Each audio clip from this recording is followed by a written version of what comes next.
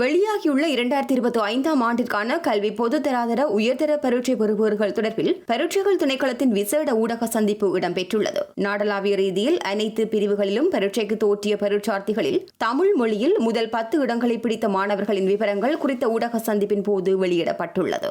2025ஆம் ஆண்டின் கல்வி பொதுத்தராதர பத்திர உயர்தர பரீட்சை பெறுபேற்று பகுப்பாய்வோடு சந்திக்கின்றோம்.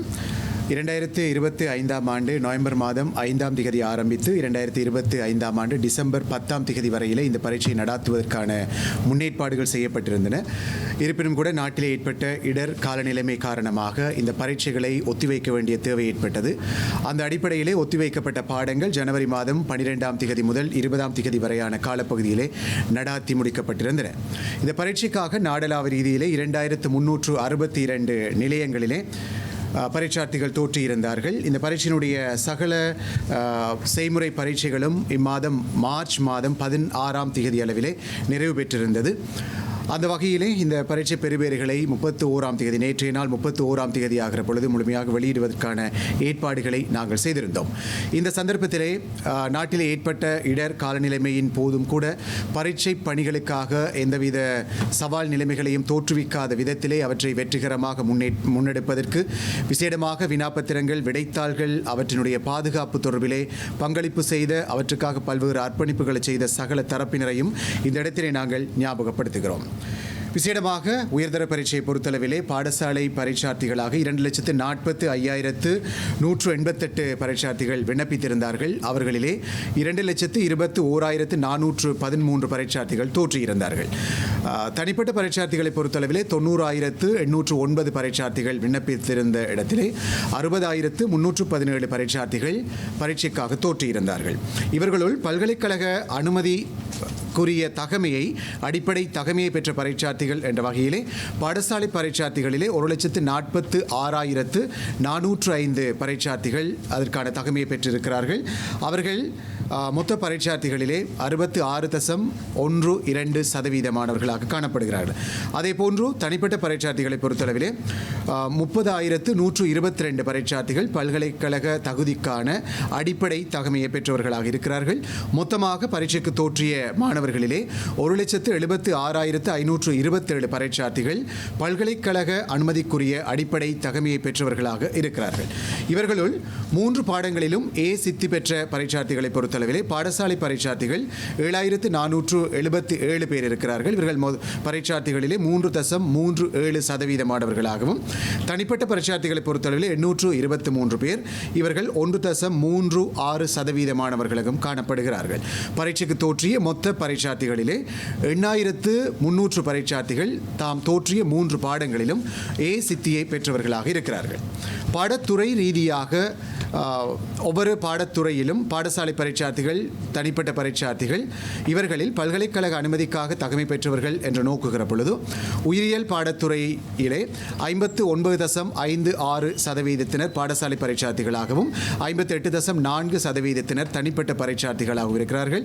அதே வேளையிலே பௌதீக விஞ்ஞானத்துறையை பொறுத்தளவிலே பாடசாலை பரீட்சார்த்திகளில் 63.96%, தனிப்பட்ட பரீட்சார்த்திகளிலே 61.59% பல்கலைக்கழக தகமை பெற்றவர்களாக காணப்படுகிறார்கள்.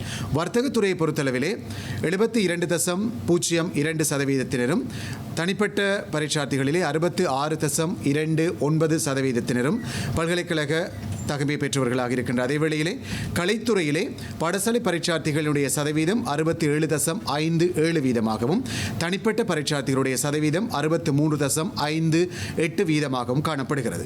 பொறியியல் தொழில்நுட்பத்தை பொறுத்தளவிலே பாடசாலை பரீட்சார்த்தினுடைய சதவீதம் 64.85%, தனிப்பட்ட பரீட்சார்த்திகளுடைய சதவீதம் 62.65% காணப்படுகிறது. உயிர் முறைமைகள் தொழில்நுட்பத்தை பொறுத்தளவிலே 71.76% பாடசாலை பரீட்சார்த்திகளும் 70.24% தனிப்பட்ட பரீட்சார்த்திகளும் காணப்படுகிறார்கள். வேறு பாடத்துறைகள் என்று நோக்குகிற பொழுது 55.39% பாடசாலை பரீட்சார்த்திகள், அதே போன்று தனிப்பட்ட பரீட்சார்த்திகள் 51.45% மாணவர்களாகவும் காணப்படுகிறார்கள். மாகாண ரீதியிலான அடைவு மட்டத்தை பொறுத்தளவிலே மேல் மாகாணம் 69.42% முதலாம் இடத்திலும், வடமேல் மாகாணம் 68% இரண்டாம் இடத்திலும் இருக்கின்றது. பல்கலைக்கழக தகுதி பெற்ற ஆண் பெண் தரப்பினரை பொறுத்தளவிலே உயிரியல் விஞ்ஞானத் துறையை பொறுத்தளவிலே ஆண்களுடைய சதவீதம் அதிகமாக இருக்கின்ற அதே வேளையிலே ஏனைய அனைத்து பாடத்துறைகளிலும் பெண் பரீட்சார்த்திகளுடைய சதவீதம் அதிகமாக காணப்படுகிறது. பாடத்துறை ரீதியாக பார்க்கிற பொழுது உயிரியல் விஞ்ஞானம், பௌதீக விஞ்ஞானத்துறை, உயிர் முறைமைகள், தொழில்நுட்பவியல் துறை, அதே போன்று வேறு துறைகளிலே பரீட்சைக்கு தோற்றிய பரீட்சார்த்திகளுடைய எண்ணிக்கை ஒப்பீட்டளவிலே கடந்த வருடங்களோடு அதிகரித்திருக்கின்ற ஒரு நிலைமை காணப்படுகிறது. அதிலும் விசேடமாக தகவல் தொடர்பாடல் தொழில்நுட்ப பாடத்துக்காக தோற்றிய பரீட்சார்த்திகள் எண்ணிக்கை கணிசமான ஒரு அதிகரிப்பை காட்டுகிறது. சுமார் 5905 பரீட்சார்த்திகள் கடந்த வருடத்தை விட இவ்வருடத்திலே அதிகரித்த ஒரு நிலைமையை காணக்கூடியதாக இருக்கிறது. அதே போன்று கலைத்துறையை பொறுத்தளவிலே 2024ஆம் ஆண்டிலே 33.66 வீதமாக காணப்பட்ட சதவீதம் 2025ஆம் ஆண்டை பொறுத்தளவிலே 32.03 வீதமாக குறைந்த ஒரு நிலைமையை காணக்கூடியதாக இருக்கிறது. நாடளாவிய ரீதியிலே இந்த பரீட்சைக்கு தோற்றிய சகல துறைகளிலும் பரீட்சைக்கு தோற்றிய பரீட்சார்த்திகளிலே தமிழ் மொழி மூலமாக முதல் 10 இடங்களுக்குள்ளே வந்த பரீட்சார்த்திகளை நோக்குகிற பொழுது பௌதீக விஞ்ஞானத் துறையிலே கிளிநொச்சி மகா வித்தியாலயத்திலிருந்து பரீட்சைக்கு தோற்றிய தேவேந்திரன் திருக்குமரன் முதலாவது இடத்தை பெற்றிருக்கிறார். தேசிய மட்டத்திலே அவர் 2.94 என்ற Z புள்ளிகளை பெற்றுக்கொண்டிருக்கிறார். அதேவேளையிலே வர்த்தக பாடத்துறையை பொறுத்தளவிலே காத்தான்குடி மத்திய மகா வித்தியாலயத்திலிருந்து பரீட்சைக்கு தோற்றிய முகமது சுபைதீன் முகமது ஃபர்ரான் என்ற மாணவர் 3.041 என்ற Z புள்ளிகளோடு வர்த்தக பாடத்துறையிலே முதலாவது இடத்தை பெற்றிருக்கிறார். அதேவேளையிலே உயிரியல் பாடத்துறையை பொறுத்தளவிலே உயிரியல் விஞ்ஞான பாடத்துறையை பொறுத்தளவிலே திருகோணமலை ஸ்ரீ சண்முகா இந்து மகளிர் கல்லூரி மாணவி 3ஆம் இடத்தை பெற்றிருக்கிறார். தர்ஷனா கோனேஸ், அவருடைய Z புள்ளிகள் 2.8942. இவற்றுக்கு மேலதிகமாக பரீட்சைகளிலே இடம்பெறுகிற முறைகேடுகள், நேர்மையின செயல்கள் தொடர்பாகவும் இந்த இடத்திலே நாங்கள் ஞாபகப்படுத்த வேண்டியிருக்கிறது. பரீட்சைகள் தொடர்பான நேர்மையின செயல்கள், முறைகேடுகளிலே ஈடுபட்ட பரீட்சார்த்திகள் 111 பேருக்கான பரீட்சை பெறுபேறுகள் இடைநிறுத்தி வைக்கப்பட்டிருக்கின்றன. விசேடமாக செல்லிட தொலைபேசிகள் உள்ளிட்ட இலத்திரனியல் உபகரணங்கள், குறிப்புகள் பரீட்சை மண்டபத்துக்கு எடுத்து வருதல், தம்பசம் வைத்திருத்தல், பயன்படுத்தல் ஆகியவற்றின் ஊடாக பரீட்சார்த்திகள் சில பேருடைய பரீட்சை பெறுபேறுகள் இடைநிறுத்தி வைக்கப்பட்டிருக்கின்றன. அதே போன்று சந்தேகத்துக்கிடமான விடைகள், அனுமதி அட்டையில் கையொப்பம் பெறாமை போன்றவை காரணமாக மொத்தமாக இவ்வருட பரீட்சையிலே 111 பரீட்சார்த்திகளுடைய பெறுபேறுகள் இடைநிறுத்தி வைக்கப்பட்டிருக்கின்றன. அதே நேரத்திலே சகல பாடங்களிலும் சித்தி எய்த தவறிய பரீட்சார்த்திகள் தொடர்பாகவும் நாங்கள் கவனம் செலுத்த வேண்டிய தேவை இருக்கிறது. அந்த வகையிலே பாடசாலை பரீட்சார்த்திகளாக 19,301 பரீட்சார்த்திகள் தாம் தோற்றிய சகல பாடங்களிலும் சித்தி எய்த தவறி இருக்கிறார்கள். இது அவர்களில் 8.72% காணப்படுகிறது. அதே நேரத்திலே தனிப்பட்ட பரீட்சார்த்திகளாக பரீட்சைக்கு தோற்றியவர்களிலே 11,597 பரீட்சார்த்திகள் தாம் தோற்றிய சகல பாடங்களிலும் சித்தி எய்த தவறி இருக்கிறார்கள். அதன் சதவீதம் 19.2% காணப்படுகிறது. பரீட்சை பெறுபேறுகளை பெற்றுக்கொள்ளல் தொடர்பாக அனைவரும் கவனம் செலுத்த வேண்டிய ஒரு தேவை இருக்கிறது.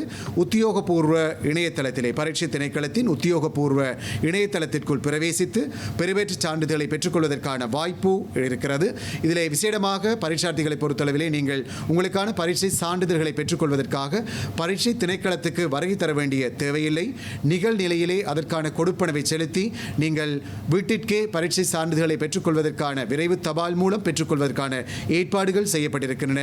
எனவே நீங்கள் அது தொடர்பாக இலங்கை பரீட்சை திணைக்களத்தின் உத்தியோகபூர்வ இணையதளத்திற்குள் பிரவேசித்து நிகழ்நிலையிலே பரீட்சை பெறுபேறுகளை பெற்றுக்கொள்வது தொடர்பான அறிவுறுத்தல்களை தெளிவாக வாசித்து அதற்கேற்ற விதத்திலே உங்கள் செயற்பாடுகளை முன்னெடுப்பதன் மூலமாக இலகுவாக பரீட்சை சான்றிதழ்களை பெற்றுக்கொள்வதற்கான வாய்ப்பு செய்யப்பட்டிருக்கிறது என்பதனையும் இந்த இடத்திலே நாங்கள் ஞாபகப்படுத்துகிறோம்.